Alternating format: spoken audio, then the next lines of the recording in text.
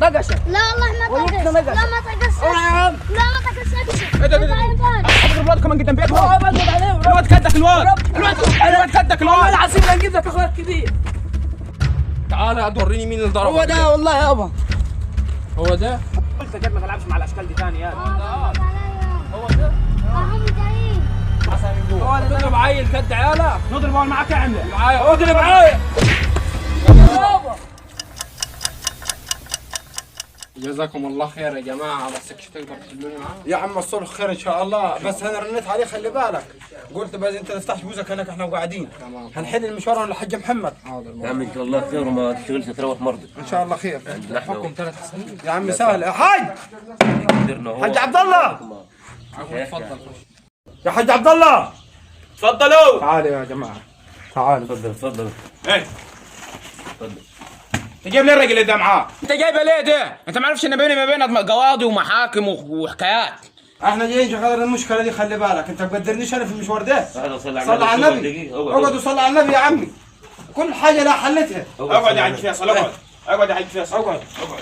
تعال يا حاج محمد. تفضل يا عم تفضل. امال ايه يا ابوي الحكايه؟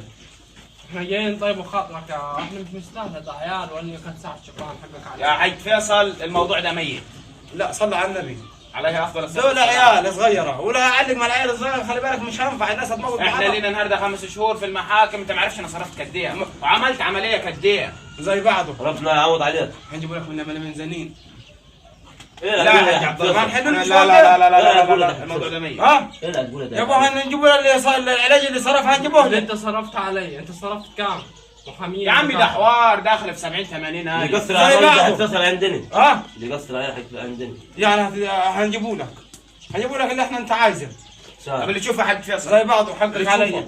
صرف كام هو؟ صرفت كام انت؟ وبمرض مرض الله. الله بس. على العموم الأوروشيتات قاعده.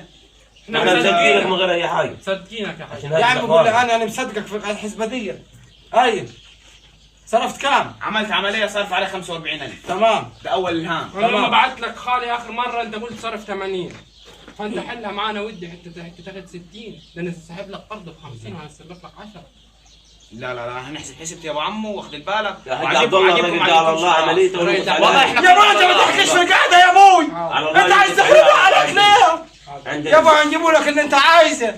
انت طلباتك هي الحكايه كلها حاج عبد الله عامله 76,000. 76. ايوه يا عم سهلين. هو كده راح يجيب لك قرض. انا وكلت عيال يا ابو العم. ما زي على بعضه. الله. انت هنا وانا وعقلك. صرفتها مش قليل. انت ليش ما الواحد يقول لك راجل انا عياله بعد كده. وهو يطلع لي بفرعته الادب مش بالساهل. وتطلع لي بفرعتك